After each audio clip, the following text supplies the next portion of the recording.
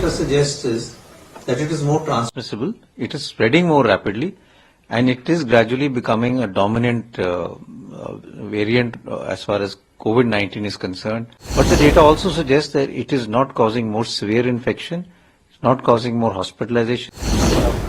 JN.1 associated COVID has increased exponentially in last 2-3 weeks. We need to be vigilant, but not get panicky at all. What the data suggests is that it is more transmissible, it is spreading more rapidly, and it is gradually becoming a dominant variant as far as COVID-19 is concerned, both in the US, in Europe, Singapore, and we're seeing more cases in India also. So it is causing more infection, possibly because it is more transmissible and taking over the older strains. But the data also suggests that it is not causing more severe infection, it's not causing more hospitalization, and most of the symptoms are predominantly of the upper airways like fever, cough, cold, sore throat, running nose, and body aches. Sir, as of now, like COVID variant cases are also coming, flu, RSV cases are also rising. How to stay healthy in this particular season? So this is the season when you will see viral infection, respiratory viral infections becoming more. Every year we see them, whether it's influenza, now COVID, and as you said, RSV and other viral infections. So, and that happens because of the temperature, because of crowding. It's a holiday season, people travel, so they will carry the virus with them. There is crowds, and many of the crowds are indoor because of the cold weather, and that leads to the spread of infection in different in a number of people.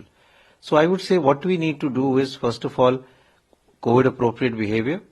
Wash your hands regularly. If you have cough and cold, cough into your armpit or into a tissue so that you don't spread the infection to others. Avoid going to crowded places, especially if you have fever, cough and cold, because you may be spreading the infection to others. And if you are in the high risk group, that is if you have comorbid conditions like diabetes, chronic respiratory diseases, chronic kidney disease, or heart failure, or you are in the older age group, then you should wear a mask if you go to a crowded place, or if you can, avoid going to an indoor crowded place because you can catch the infection. Within India, from November onwards, actually I think it is October last week and then till now in last 8 weeks, we have just seen about 22 cases. And there is no evidence that it is spreading very rapidly.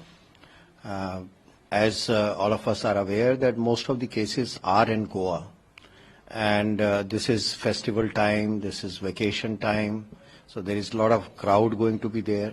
So, but overall we have not seen that it has, the number of JN.1 associated COVID has increased exponentially in last 2-3 weeks. When we look at the most recent data of INSACOG, still except these 20 odd cases of JN.1, all other cases are XBB variant of Omicron, and that is what we see across the country. JN.1 is just less than 1% of all the isolates so far. So what are the symptoms have been noticed in this particular case? Symptoms are very similar. On the basis of symptoms, one cannot differentiate JN.1 from the other subvariants of Omicron. It's like fever, nasal discharge, cough.